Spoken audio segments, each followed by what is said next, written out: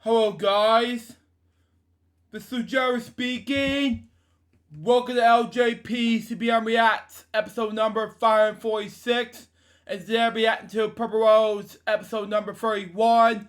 And we'll react to this beginning in 5, 4, 3, 2, 1, go.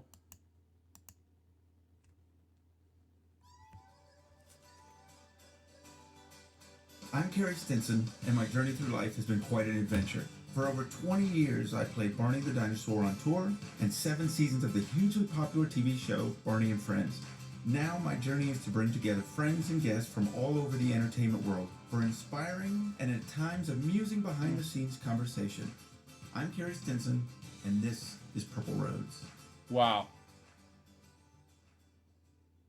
Welcome to another episode of Purple Roads. I'm Carrie Stinson, and I am thrilled that you're here this week. A good buddy is here with me this week, and I'm just so thrilled to have Forrest Harding. Forrest, I know him for so many different reasons, but you'll probably know him as the puppeteer of Chica on the Sunny Side Up show. Forrest, how are you?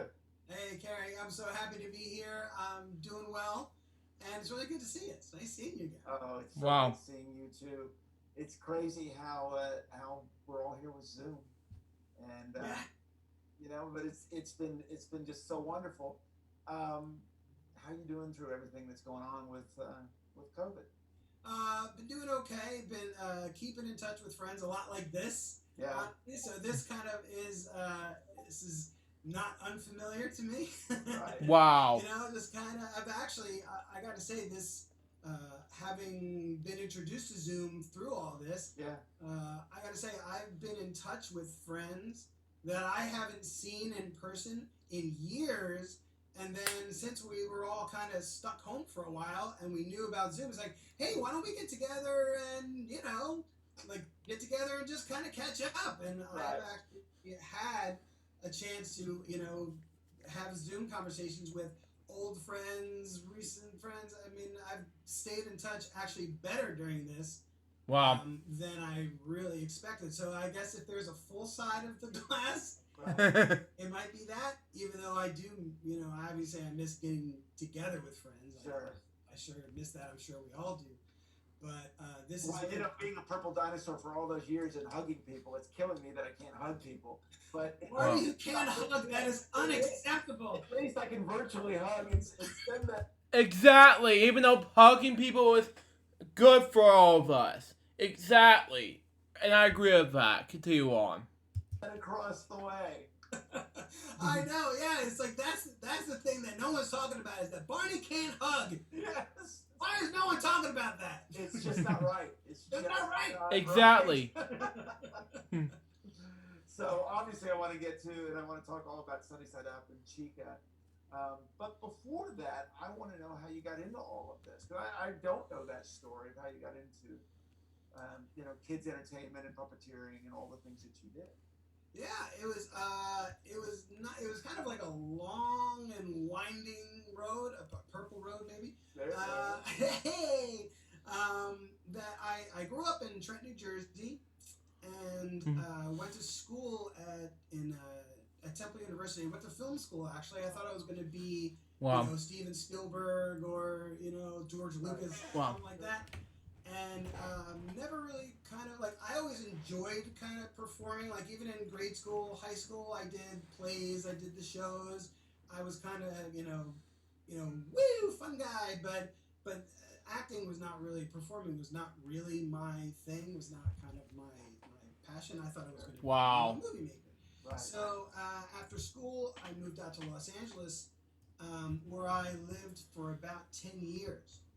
Okay. Wow. While I was there, I got into production mostly, like you know, as a PA on Sure. sets for mostly commercials. I got into commercial production pretty early, and then stayed there. And actually, while I was working behind the scenes in commercials, I was seeing the auditions. I was seeing the actors kind of doing. I'm like, I could do that.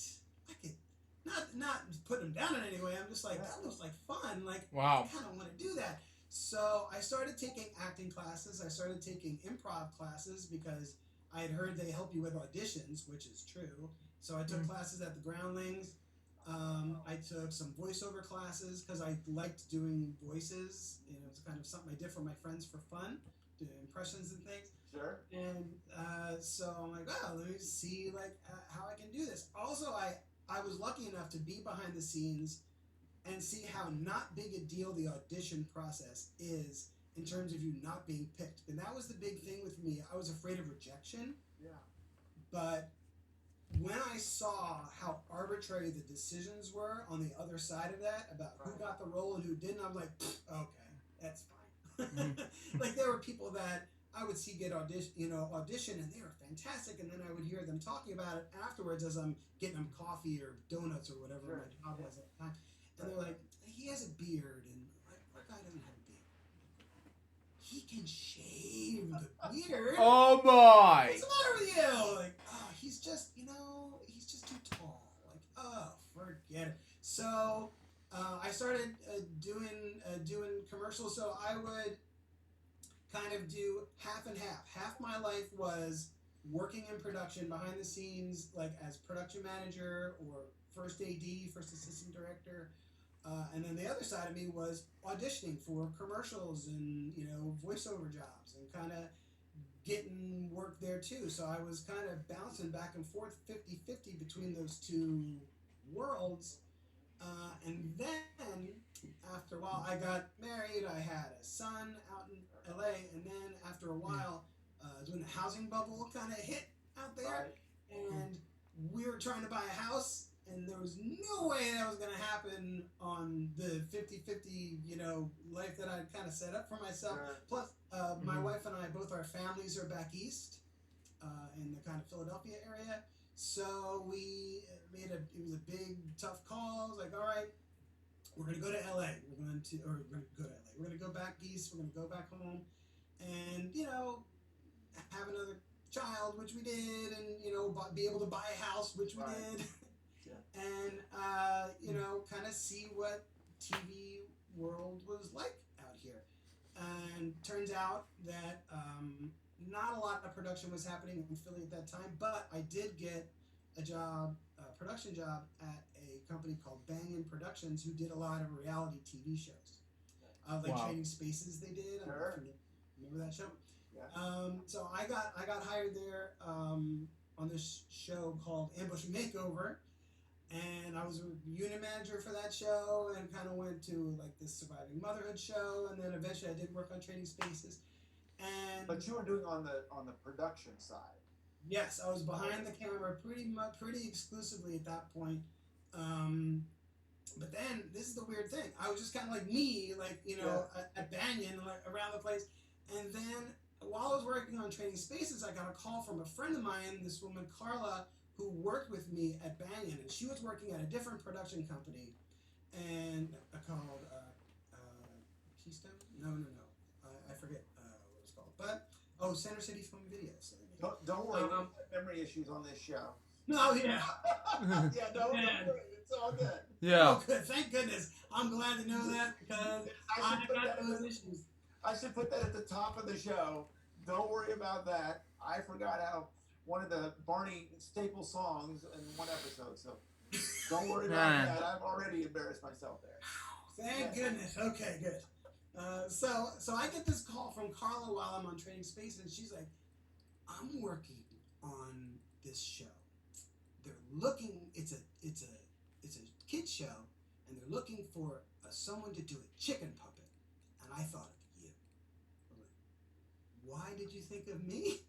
As a compliment, or yeah, right? Exactly. It's like in a good way. She's like, no, because they need someone who can do production but also is okay performing, and I know you could do this. I'm like, okay. So I went and I interviewed. I had to go through like a couple of rounds of interviews, and I told them, it's like, look, I've done lots of production. I do have performing experience.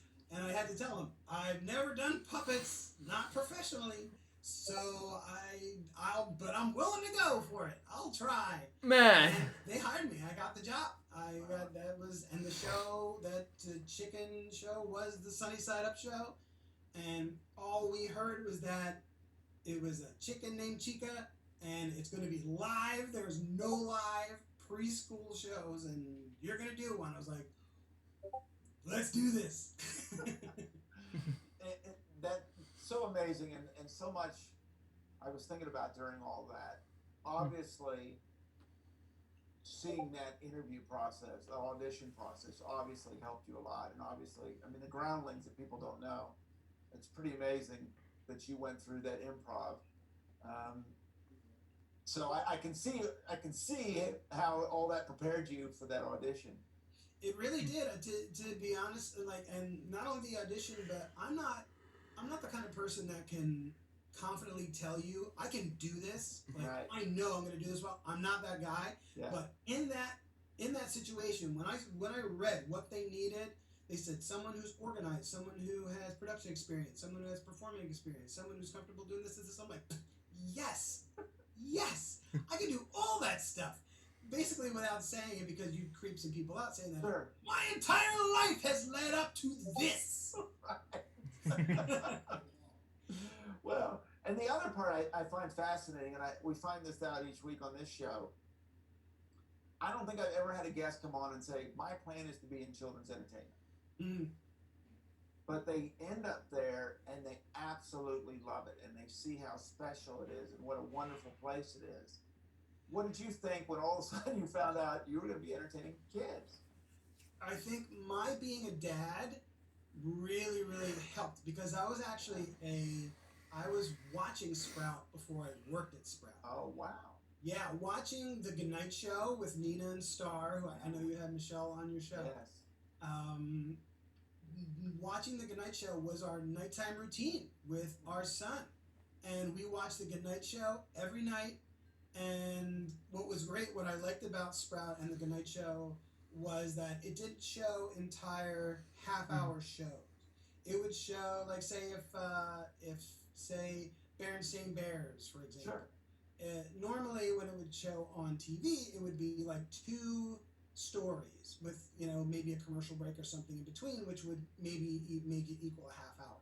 But really, each one of those stories was about 11, 12 minutes. But what Sprout did was they just showed the 11, 12 minutes and then some other interstitial thing, and then would show another show that was 11, 12 minutes. So if Dylan wanted to watch Berenstain Bears, we wouldn't have to watch a whole half hour of programming, because we were trying to keep screen time down and do all that stuff. Sure, yeah. So we could kind of watch Berenstain Bears, and then, or whatever it was. Right. And then it would be this show that we watched, and then you'd see Nina and Star for a while, and then Kevin he did the birthday show. Yes. And Kevin would have these big elaborate birthday cards, and he would share those. And so Kevin was basically the last thing that we would see before we put Dylan to bed. So I was a dad. He was, when I started at Sprout, Dylan was 7, and my daughter Sarah was 3. Oh, so wow. they were right in the wheelhouse. Wow. For Sprout's audience. They were right there. So my ability to be able to work at this network was completely fed by the fact that I was a dad.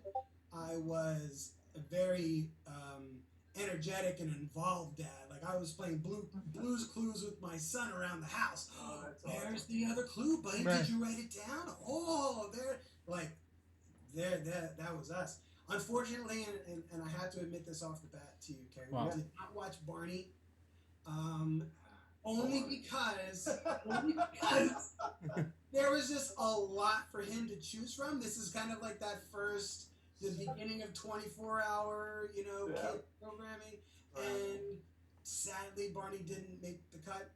We tried, nothing personally. He just didn't. I understand. I understand. It's a buffet. Hey, no one, you can't get upset if you rather have chicken than steak. I understand. I understand. But so being a dad, and then being able to be a part of this network that we were already watching and loved. We loved Sprout, and now to be a part of it. And not only that, when we started working on Sunny Side Up, I got partnered up with Kevin. Oh, wow. Kevin was the host. The They brought host. Kevin over as the host of Sunday Side Up, and the very first week, the first day that Sunday Side Up goes live, it was me as Chica, and Kevin was the host. Wow. So I was like, when I first met him, I was nervous. I'm like, oh, that's him. That's the birthday guy. Oh, it's the birthday guy. I'm like, oh, hi. Play it cool though, you know. Hey, nice Of course. Of course. I don't watch you every night. It's cool. Of course. Well, let's go right there. So, what was it like working with Kevin? He was such a great collaborator. Like, that was the great thing about Sunday Side Up, is that we, for those who don't know, it was live 5 days a week. Wow. But you can't have, or I guess you can, but they didn't want to have just like a puppeteer and a host live, you know, be one host live every day. So it was 3 teams, and one team would be on the air, a host and a Chica-teer. We called ourselves Chica-teers. Chica-teer, love that. Chica-teers. We were associate producers, so basically the host and the Chica-teer are coming up with all the content, all the stuff that happens kind of in between the shows for the 3-hour block. And then while one team's on the air, another team is prepping for the week after, and then another team is well, the host is off, but that Chica-teer is working in the control room doing another job. Right. They're doing the counts. So Kevin and I are presented with doing this show. We're all kind of figuring it out. They gave us training. They gave all the hosts training on kind of, okay, here's how you do live TV, because I don't think any of them had done live TV. Right. And the Chica-teers that got hired, none of us had done live TV. I mean, I had done a few back in LA. I had done a few live commercials. Like Ford Focus had this thing when the Ford Focus first came out. They did live commercials. That was how modern and edgy they were. Like, we're gonna do live commercials. So I mentioned that in my interview. I'm like, oh, I've done live TV. I did these live commercials back in LA, man. I'm good. I'm good with live TV. So we have to figure out how to puppeteer. And so while I'm starting to work with Kevin, and he and I are kind of like finding out that we have a very similar sense of humor. We have a very kind of, oh yeah, and then we could do, oh yeah, like we'd have a theme like Food Week, you know, for example. Wow. And we're like, oh, we could make a rap, like, oh yeah, and then we could do a song, the rap, yes, we could do a rap, and oh yeah, and it could be this, oh yeah, and we could do that. Like, that was us. We were ooh yeah, and all over each other all the time. It was fantastic. He was so great, and that's like prepping, like so much work, especially in the beginning where they didn't have everybody hired yet. We were making our own props. Eventually, they did hire people to do the props, professionals. Props got much better, and costume, you know, all that stuff. Oh, sure. But in the beginning, it was just us, and it was kind of an all hands on deck kind of thing. I remember when Kevin and I were prepping, since we're the only ones that were prepping because we were that very first week. Like Kelly, who's one of the other hosts, she was diving in there, making stuff, helping cut stuff, and the other Chica-teers were there, and like everybody's just kind of like all hands were on deck, and it was really just that like team building. It really was team building in the beginning, so that by the time we were live and we were going, we were all like in it together, and we were learning from each other, and it was just it was awesome. Just that charge of being live was so great. It was awesome. I tell you, I was on that show several times. But Wow. I had come from doing Barney and Friends. So, you know, we had 4 cameras and 3 sets and this massive production. And so they fly us up there to do it the first time. For Thanksgiving, right? Yeah, it was Thanksgiving with Michelle. Yeah. Wow. And boy, I mean, it's like being shot out of a cannon. Now, what did they tell you? What did you know about Sunday Side Up before that first appearance? What did they tell you about it, or what did you know about it? Did you know much about it? No, I didn't know much. You know, I had done a lot of like, you know, Good Morning America and Today and Rosie. So I had done a lot of stuff like that. So I'd done live. So I think it was gonna be more like that. And they really didn't tell me how small that studio was. Wow. I had no clue about the robotic cameras. Yeah.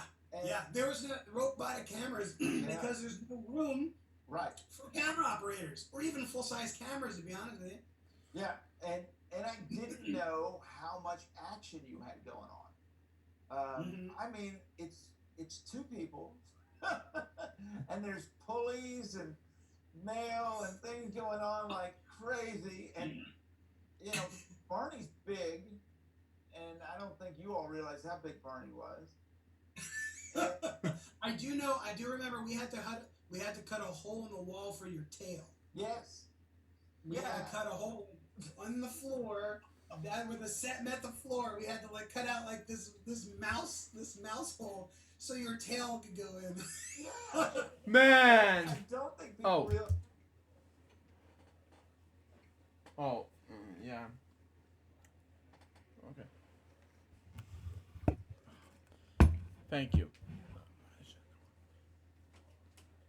Continue on. Realize also how much he moves. I mean, right. Barney jumps and bell kicks and they're like, you can go up and that's it. You can't go to side, you can't. You know, and I've got you do this, you're gonna take somebody out. Right, you can kind of move ahead here and there. So I don't think I've been challenged like that.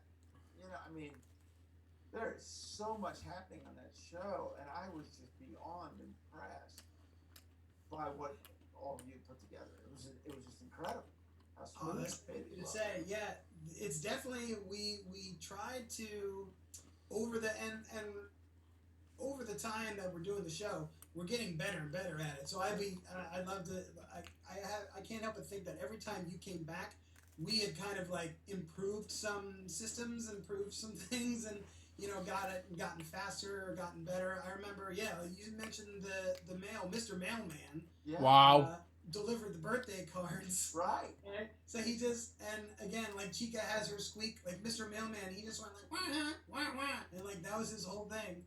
So we had to come up with like creative ways that Mr. Mailman can drop off the birthday cards. Like, right. What can he do? And I remember, like, we'd all kind of like sit there and someone had a great idea. He could bring him in by helicopter. So we came up with, he was just like a flat, like almost like a flat Stanley kind of character. He didn't move. He was just like, and so we'd have him fly him in from above if they were too big. And we had him on a tractor coming in from the side. We had him in like this back window. So it was, definitely, we had to be economic with our space.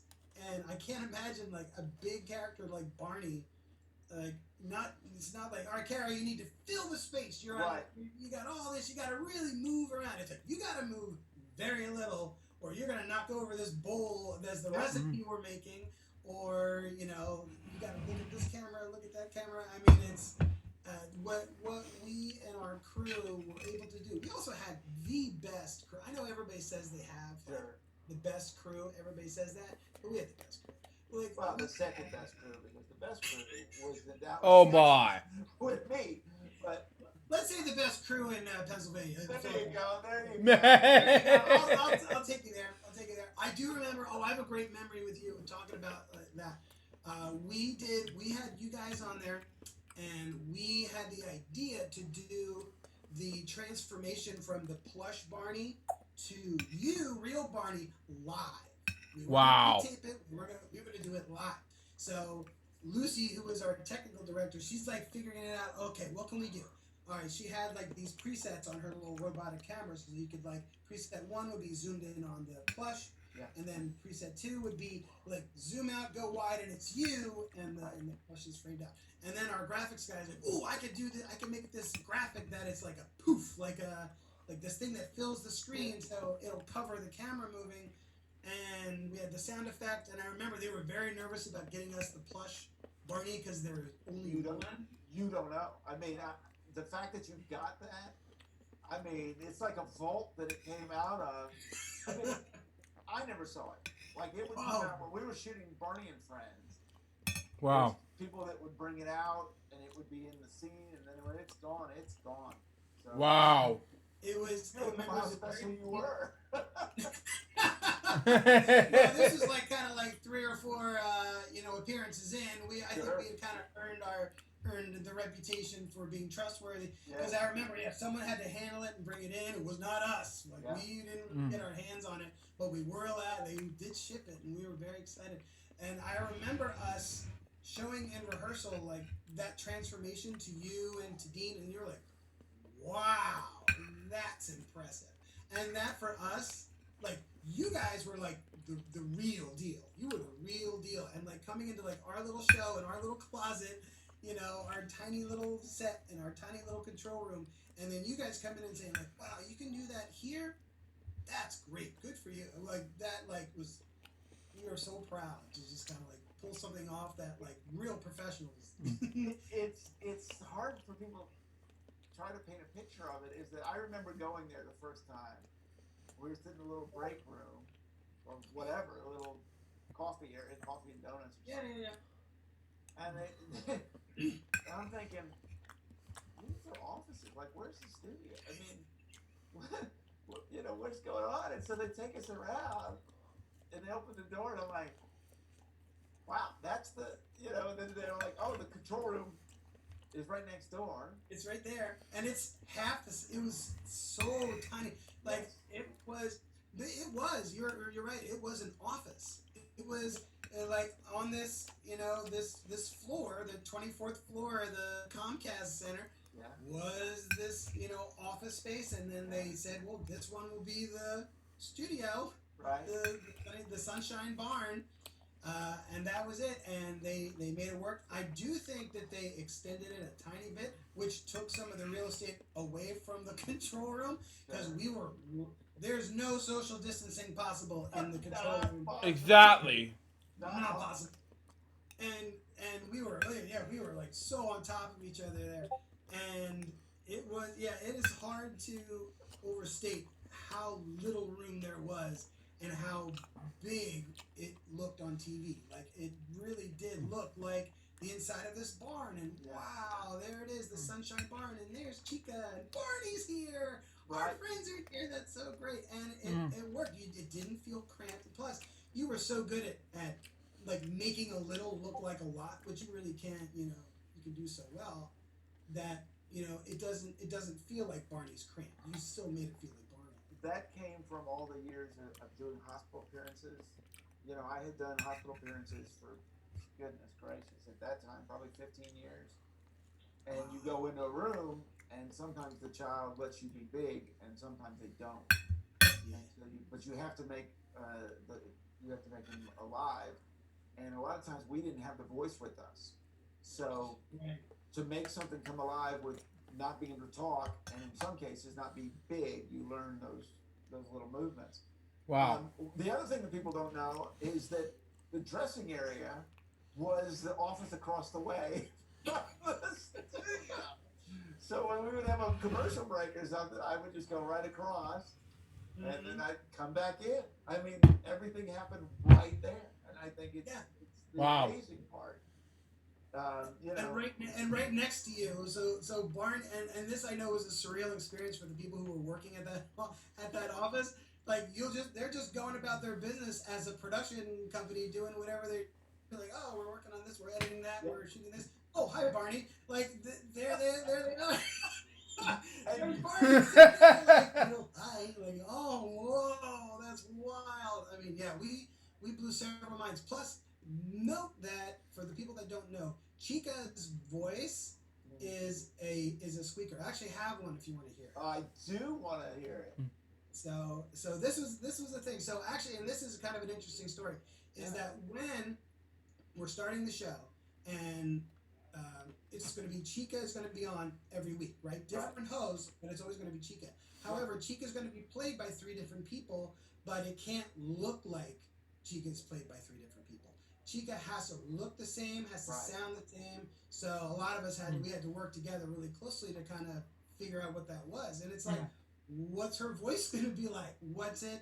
Is it? It can't be talking. It can't be, because it was me and 2 women were playing the same character, and there's no way. Even if it's a kazoo, like, which I think is what they originally thought. They're like, we'll just give you guys a kazoo. I'm like, even a kazoo, because I'm a musician, so like that's gonna sound different when I play it than when these other people play it. Wow. So we were going online. We were ordering all these noisemakers like slides and like I don't know what, and we ended up finding this. I don't know if you can see that. There. Wow. So we found this. It's called a mosquito whistle. We found it in a clown supply company, and it was like 15 cents or something, like super cheap. So, but you're supposed to put it in like like this way. Yeah. So the long bit is in your mouth. Okay. It didn't really work, but if we do it with the long bit outside and kind of clamp our teeth around that, it'll sound like this.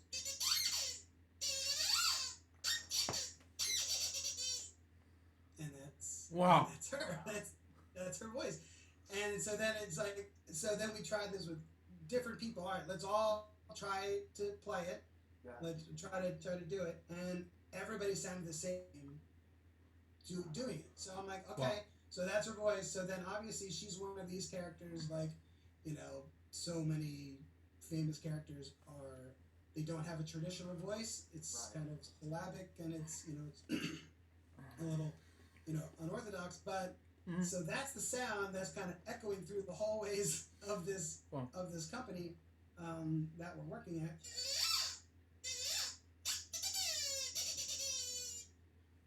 And that's Chica. So the poor people that have Wow. to like do their 9 to 5 while Right. all this is going on, it must have been fascinating. So let's go further with that. So then who decides like signature, I can't say voice obviously, but signature sounds for Chica? Mhm.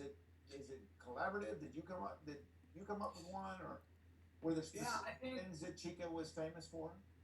Yeah, I think especially in those early days, like once this, once our bosses told us like, yep, this is fine, you guys can work with that.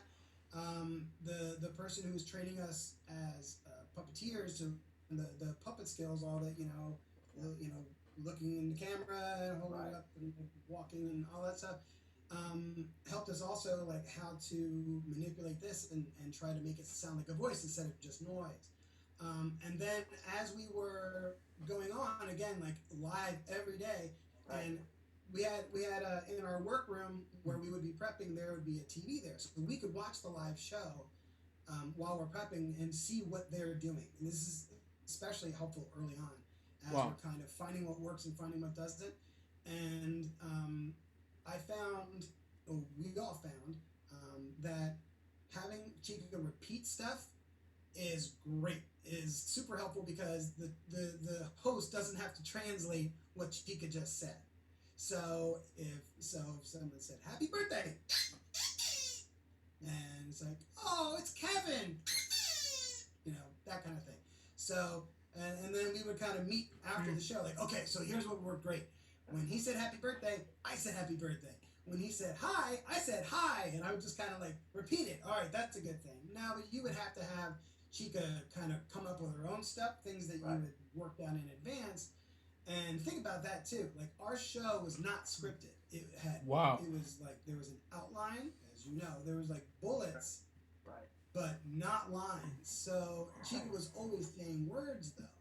So the challenge for the hosts was, how can this this puppet, who is my scene partner basically, who only squeaks.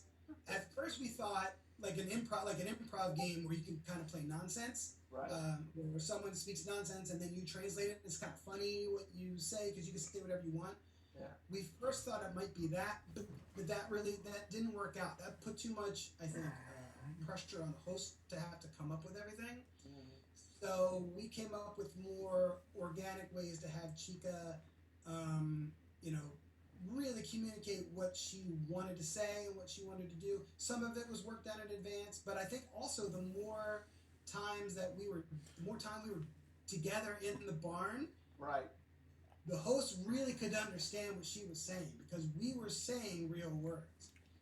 We were squeaking real stuff. Only every now and then, like I remember Kevin and I did a bit early on to kind of play with it and see how it worked. Yeah. That it's like, oh, Chica, do you like macaroni and cheese? It's you.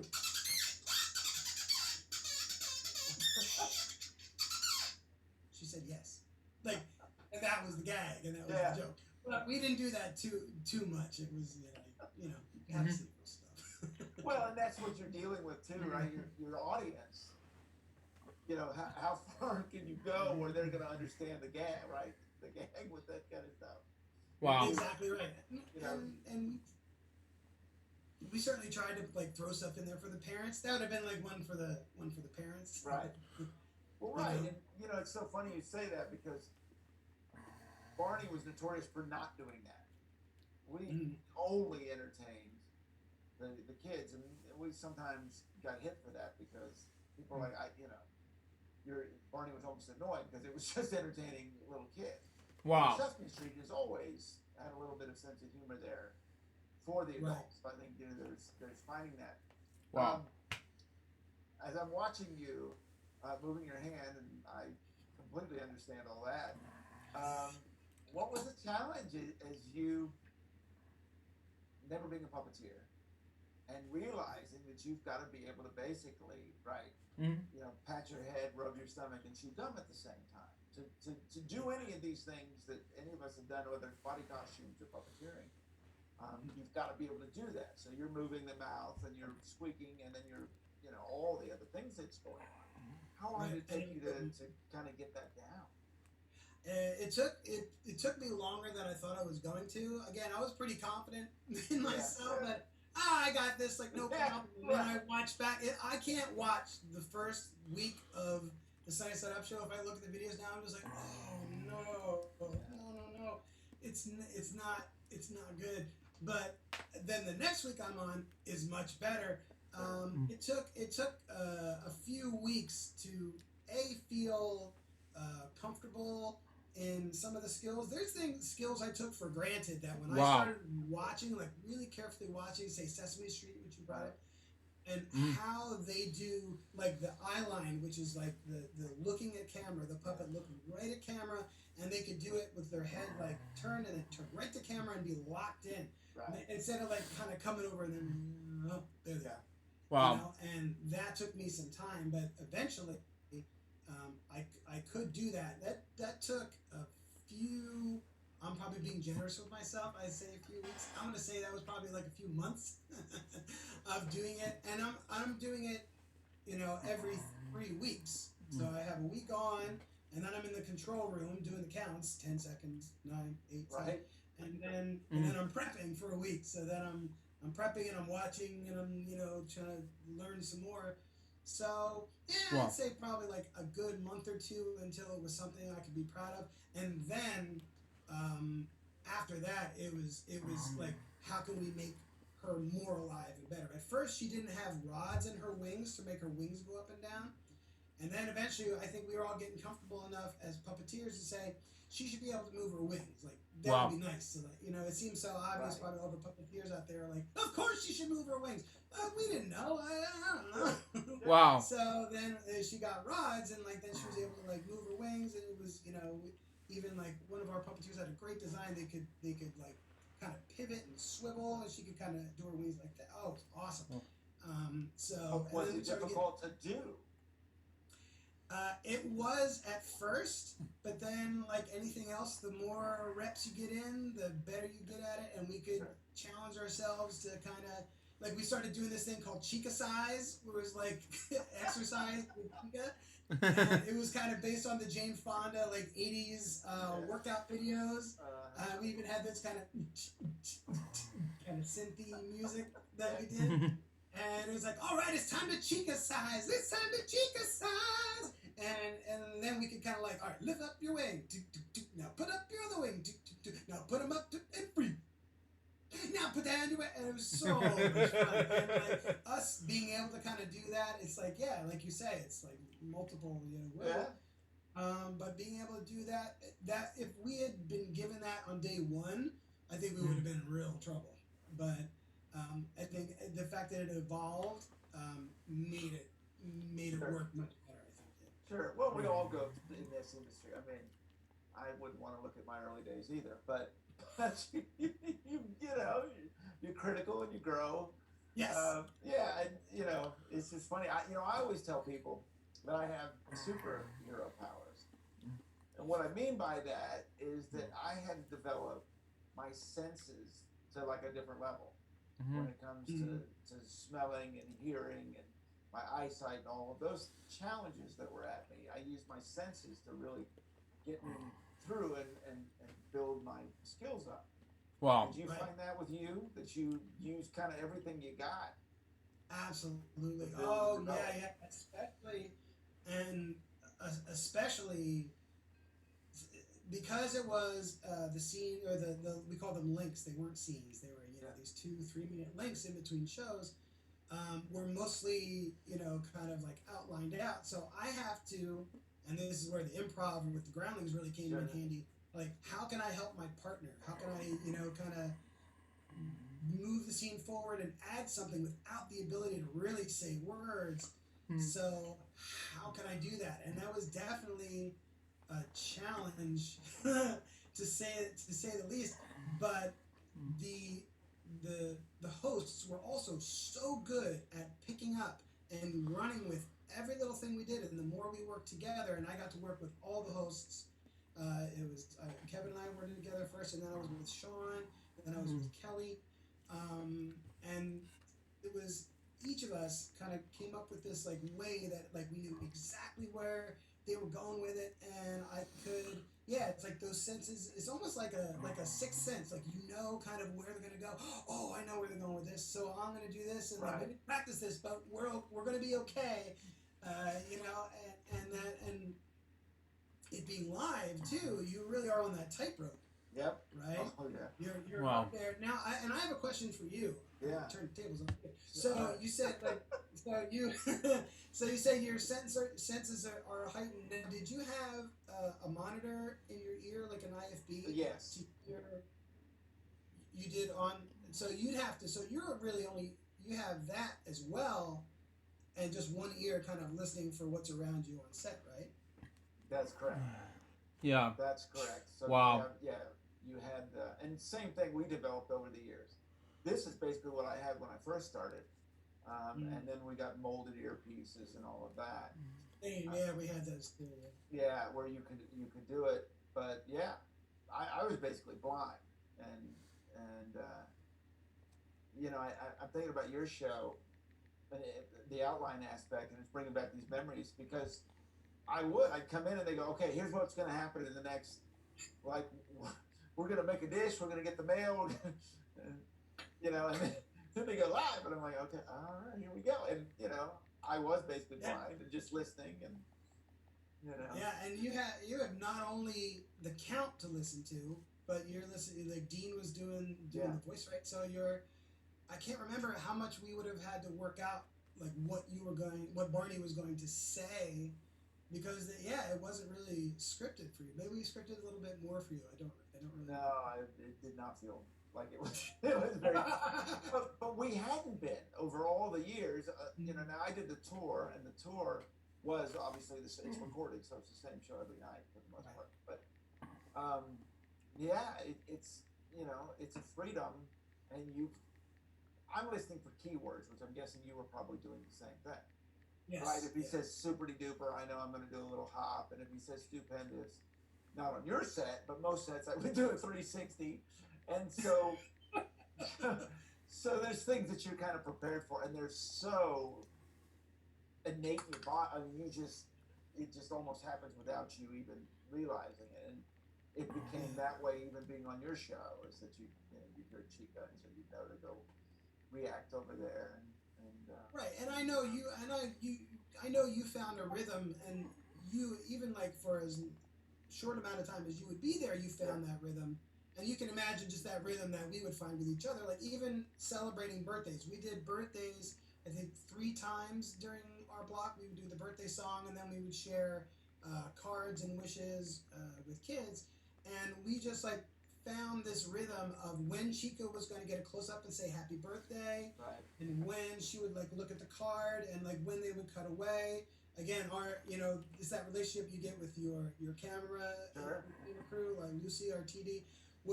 She'd know exactly when to cut into Chica, and Chica's looking at the card, and as soon as she like smiles and looks at camera, that to us was the connection of Chica to that kid who was having that birthday. So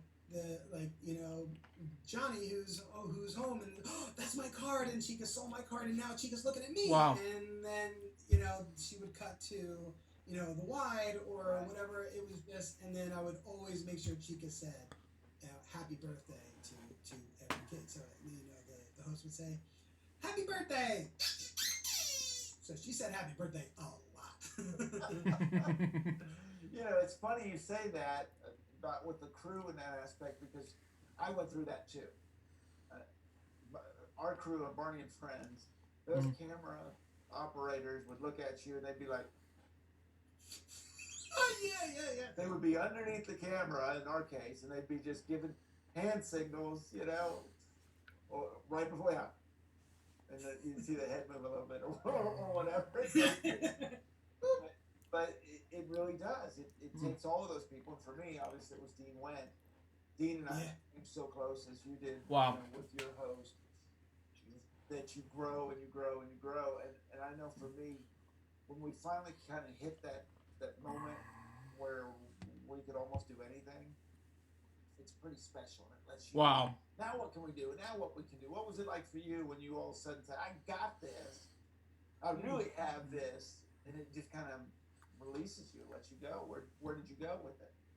Oh man, it was and I know exactly that feeling you're talking about. I had that with Kevin. Kevin and I had that, and then you start it's like, oh, where else can we do this? Now we can do that. What else could we do? Oh yeah, we can do this and we can do that. I think it was honestly, I think that we with just that kind of creativity, we were all kind of like pumping, we were like rocking on all cylinders. We were all so excited to be there. It was a TGIM kind of job. Like we were all just so happy to be at work. Thank God it's Monday, and we're just there and so happy to be kind of doing this, what we were doing. That I think we kind of elevated what we were doing, and because we were holding ourselves to pretty high standards, more than I think their original intention of the show was. I feel like we kind of took the show higher than they were originally intending, because I think if they were originally intending for the show to kind of be what it was, I think they would have hired puppeteers instead of associate producers. but the fact that they hired the talented people they did, all of a sudden we were able to do more complicated segments. We were coming up with songs. The rap, which I think I mentioned earlier, that was like the very first song that Kevin and I were like, oh yeah, and then we could, and then we did that song, and we got such great feedback from it. It was great about being live too, is that we would do something live, and then we would have the whatever show we had kind of thrown to kind of wait for practice our next segment. Okay, we're going to be live in this, so we're doing so we'd add a few minutes, and then we would get calls and emails from the office. Oh, everybody saw that. Oh, they said it was great. Oh, that was so fun. Don't do that. I gotta do it over the years. That didn't work. That didn't work. No. It's like, sorry, buddy. Good try, though. Man. I think that the more we were able to, just really get into that rhythm and kind of push ourselves and like, what can we do? Not just like, what have we done? Oh, we could do that again. We could do that again. And kids would have been fine with that. Honestly, our preschool audience, the 2 to 6, which was kind of our wheelhouse, they're fine with repetition. They thrive on it.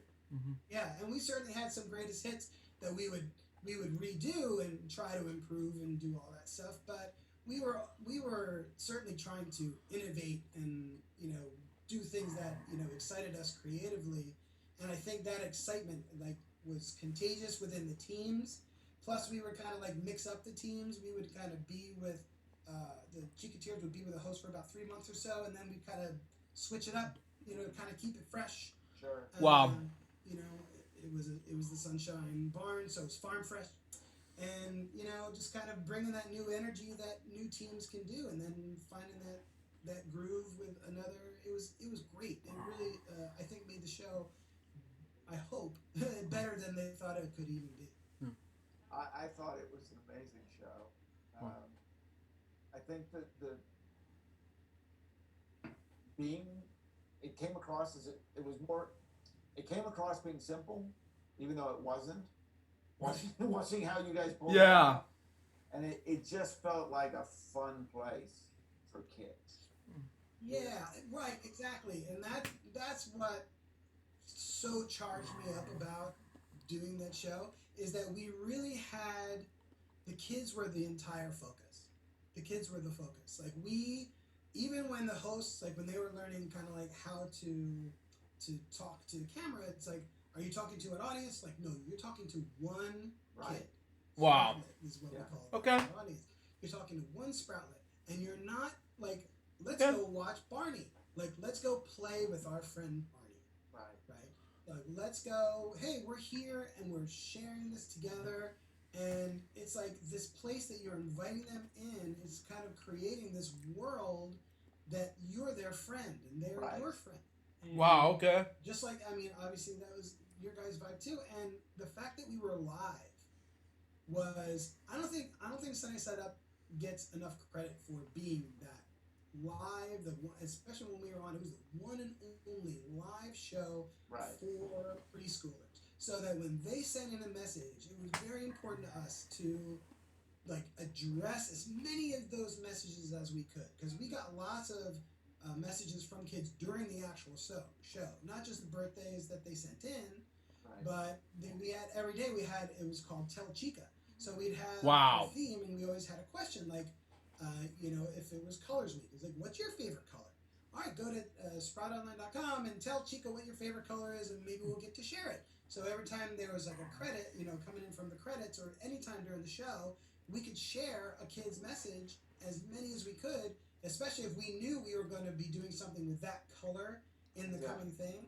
We would use that as a jump-off point for, it's almost like your message inspired this game that we're going to play right now, and how awesome is that? And I never took for granted that connection we had with our audience, those kids, and how I took that very seriously. We all did. All of us took that job very, very seriously, and how like we knew that we were being trusted into these homes, and there was a lot of choice. There was a lot of choice that parents could do, and they trusted us, and we took that trust to heart, and we were honored and happy to be a part of these kids' lives, and it was very, very special. Yeah, it is very special, and it's an important thing that I tried to get through this show is how much these performers. This was not just a job. This was just not about a paycheck. I mean, we care about it, and we knew how much you cared about it, and we cared about it that much. I was 23 when I started Barney, and I learned very quickly the responsibility of it. It's a responsibility. You can't just jump in and jump around for a little bit. It doesn't work that way. It's a full commitment to what you're doing, and you understand. I mean, you're bringing these characters to life, and these kids, these songs, and all these parts of it. It's amazing. It's amazing. It really means something to them, and the fact that you were able to come to that realization so young, I wish that I did. I came to this job, like I said, the long and winding purple road. Sure. Yes. It was the one regret that I have, I wish I had found Sunny Side Up sooner when I was younger, because then I could have done it longer. Because it was like, yes, like not only is this fun and clearly in my wheelhouse in terms of my sensibility, and just like I never lost that connection of joy and being and fun and the importance of all that, but the fact that you could do it at work and they encourage it, right? It was just so special, and that you're putting something positive out into the world. Wow. You're giving something to kids that makes their day better. The parents, which I'm coming from the perspective of a parent. Sure. I know how valuable that is to a parent. Sure. And I'm thinking of them too. It's like, hey, for that mom, that dad that needs to go and have a cup of coffee, we got them. It's good. Hey, we're gonna make craft together. Maybe they'll show you later on how to make this cardboard tube caterpillar, or Right. maybe this snack with celery and peanut butter. It's gonna be great.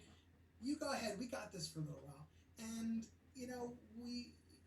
it was just such an honor and a pleasure. And I wish I had found kids media sooner, because everyone I met, yourself included, you and Dean and all the wonderful guests we had come through the Sunny Side Up show, like they say, don't meet your heroes. Man, I got to meet so many of mine in that world, like Carol Spinney, who I know you worked with, right? Yeah, it was sad to see Carol Spinney passed on before Jim Lehrer passed. So, Carol Spinney passed away in 2019 of December, the day years after Dimebag Darrell's assassination in 2004 of December 8th.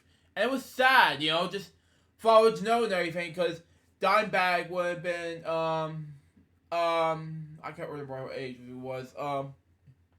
He was shot and killed on stage. And John Lennon was killed on stage as well, but Carol Spinney died from his illness, And I felt worried, from his own Big Bird style. Continue on.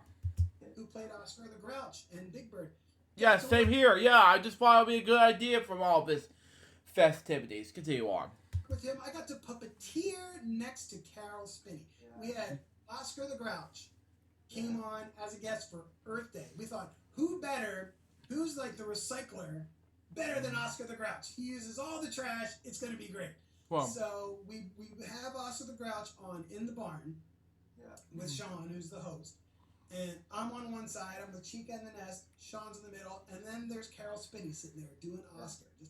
And, the puppeteer's perspective is very different. I'm seeing everybody's knees and feet, right? Knees and feet. Yeah. Be my autobiography, knees and feet. And I could just look over, and the fact that, like, I can kind of, in a moment where Chica I'm doing Chica.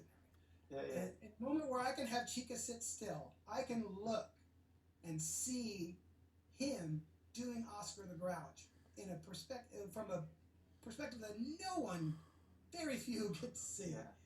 And it was so amazing. Oh, and this is another great story too I want to share with you. This was very special. I mean, it was, working with Carol Spinney, who, A legend. a legend, and he was such a nice man, and he was incredible. And he, so we've done the live show. Wow. We're finished the show. We're gonna do some promos. We got Oscar the Grouch here. We got to have him say, hey everybody, watch blah blah blah. And so Carol's got Oscar, and they're going to shoot it in the barn. So Sean, the host, left. It was just going to be Oscar by himself. So I'm not leaving. I want to sit there and I want to watch. I'm like, I'm good. Go ahead. You guys go ahead. I have my IFB and I can hear him doing the counts, talking to him. And so Oscar the Grouch is, one of those puppets where, his hand is in there doing the head, and his left hand is doing Oscar's left hand. Yep. But Oscar does have a right hand, but there's no puppeteer there to do it. Carol Spinney says before they start going, I have a puppeteer in here with me who can do Oscar's right hand if you want. And he looks at me, he's like, you want to do it? I'm like, yes! And they're like, okay. In the control room, they're like, okay, go ahead. I'm like, So I run over, I get my hand, I'm up in. I have no idea what we're gonna do. I've never done it before. And he knows the gift he just gave me. He knows. Yeah. And I asked him, is there anything I should do? Is there anything I should know? I've never done this before. He said, your instincts are great. You're gonna be great. Just follow me. And we did these promos, and I'm Oscar's right hand, and I'm waving, and I'm just kind of wrapping his fingers. I'm just I don't know what to do. But it looked great, and it was oh man, it was so special. I'm just what am I doing here? And my friend Ed took a great picture. There's the door to the control room had this little thing of glass, because it is an office. Yep. And he got a shot of me, kind of reaching up and doing the hand, and the look on my face is just It was just, oh, it was, Man. He was amazing. He was amazing. Yeah. I met him.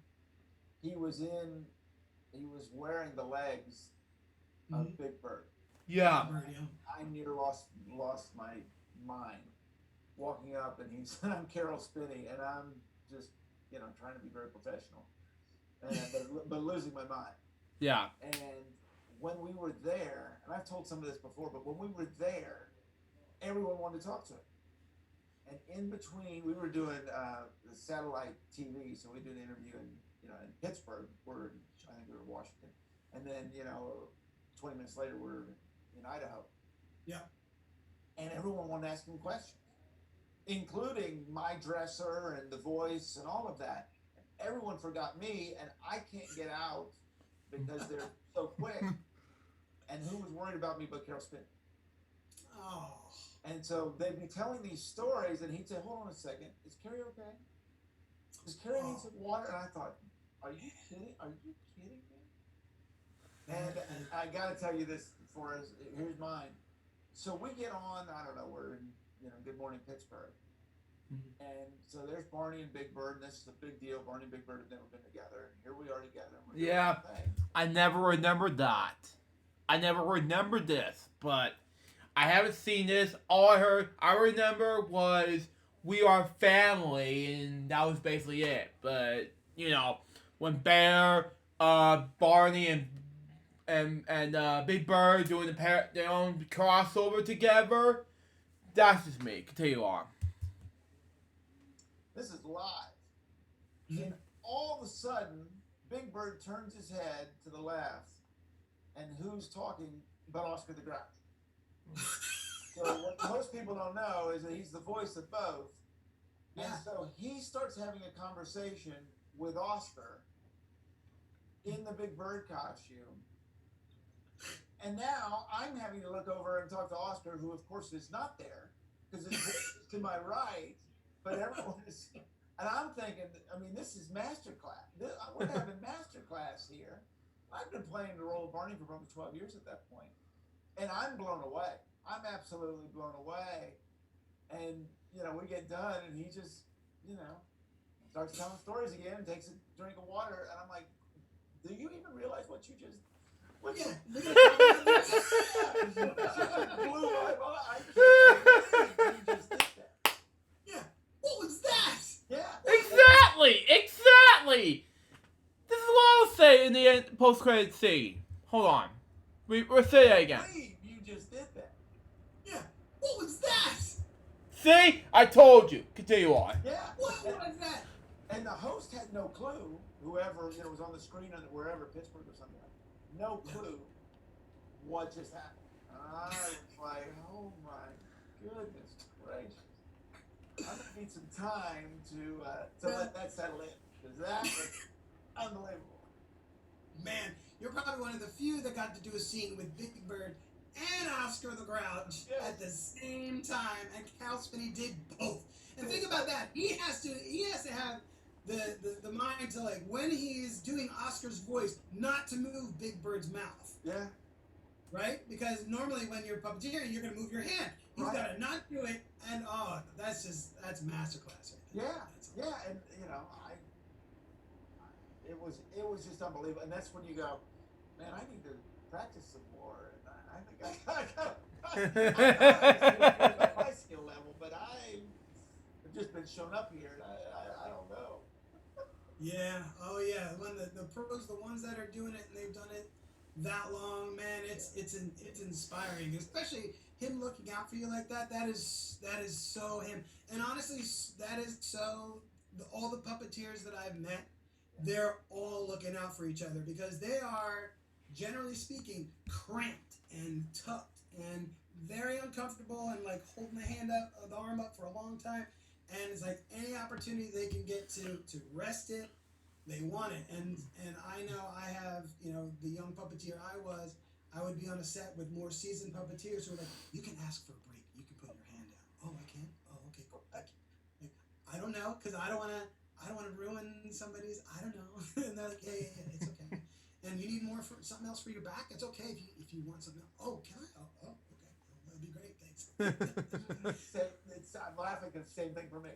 Yeah. It was years later where they did some things, made some adjustments for the costume to make it easier on me.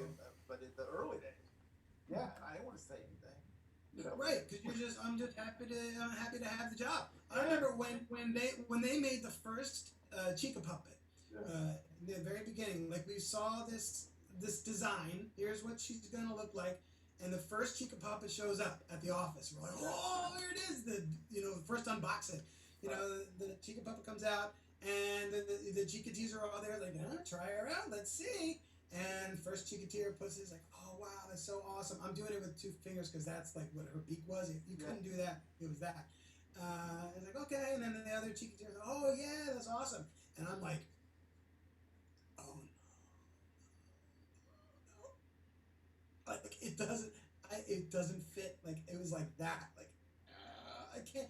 I'm fired. I can't even fit into the puppet. I'm so dead. And it was like, no. We're gonna make more. Like there's not just gonna be one puppet for a live show every day. Like they made, each of us eventually got 2. Like 2 for Jen, 2 for me, 2 for Ed. Like we all got 2. Like, and they were my size. Like, oh, but I didn't know that. And I think I don't fit the puppet. I'm fired. I'm gone. And then when they brought in the first design for the nest, which is like a desk, I didn't fit in that either. I got under. It was like boom, bang my head. Ow! I can't put my arm up. Ow! Well, that's it. That's strike 2. I'm out. But they're like, nah, we'll raise it up. It came up. I'm like, oh, that's lovely. Thank you. Thanks very much. I can do that. Well, I knew this was going to happen for us. You're just going to have to come back because I knew there is so. That's not the time, is it? So many, yes, and I knew this was going to happen because I got so much I want to talk to you about. So you're just going to have to come back, including on your shirt there that Texas. I'm very proud Texan. Yes, very proud Texan. There you go, Continental. That's a great place. There it is. Yeah. Oh wait, can I share? Can I share real quick a picture of you? I think that's us in New Orleans, Woo! Right? That is.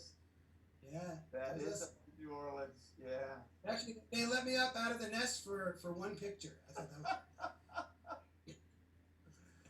You gotta. If I don't have that, you gotta send that to me. Oh, I will. Yeah. All right, but I can't let you go without. You gotta sing a song. I'll put you on the spot. I can manage. See, here's the thing, and I know you sang this song with me on set. Now you may not remember, no, because Sunny Side Up did not sing the regular birthday song. We did birthdays every day, right? But we could not sing that birthday song because we didn't have the rights to it. Right. So the great Tim Burns wrote a song for.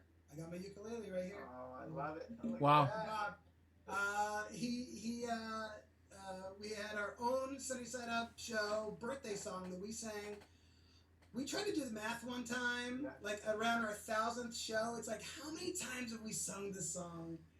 It was a lot of times. So, wow. But I didn't really ever have to play it. It was always recorded. So I'm going to do my best. But for those who haven't heard the song in a while, I hope this is a nice thing to hear. And maybe it'll bring back some memories. I don't know. Happy birthday to you. Ba-ba-da. Happy birthday to you. Oh, I get it right. You're good to grow. So count the candles and blow. Happy birthday to you. To you. To you. Happy birthday. Happy birthday. Happy birthday to you. There you go. Perfect. It was awesome. And how could you not smile listening to that? It's a good song. Yeah. I can't thank you enough, Forrest, for coming on. Gary, I'm so happy to be here, bud, and I love what you're doing, and it's really been great to talk to you and catch up. Like, really, really was. Well, thank you, and you got to come back. You got to come back, because I had so many dang questions. And what I love about this show, you never know where it's going to go, and I love your Carol spinning story, because I didn't know that story, and I love that. It's a good one. Yeah, and thanks for sharing yours too. And yeah, man, I'm back anytime you want, buddy. Well, thank you so much. And thank you, Purple Roads fans. We'll see you next week. Oh, remember to keep your eyes, ears, and your heart open, and you'll find your Purple Road. See, I'm still thinking about Carol spinning. We love you all, and we'll see you next week. Wow. So that was Purple Roads episode number 31. Forrest Harding of the Science Side Up show Chica Puppeteer. What did I think about this episode? It was hilarious. But overall, it was successful. And sorry to hear this further at the end of the episode. But anyway. But you know, to see that body part in the background. But anyways, guys, that was episode of LJ Reacts, episode number 546. Hope you enjoy it. Stay tuned for the next one. It's gonna be Purple Roads, episode 32. Bob Selecton, the original Barney and Friends musical director. Until next time, this is Joseph. Goodbye, peace out, baby. We got more LJ Reacts, guys, very soon. Till then, Jump Say out. See ya.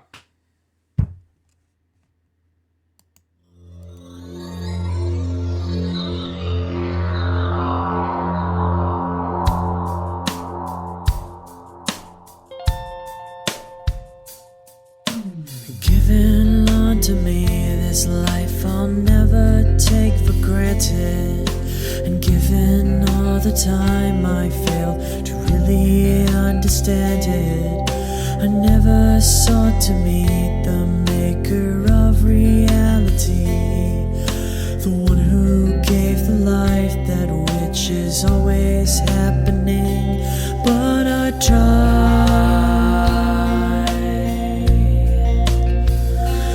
all the time.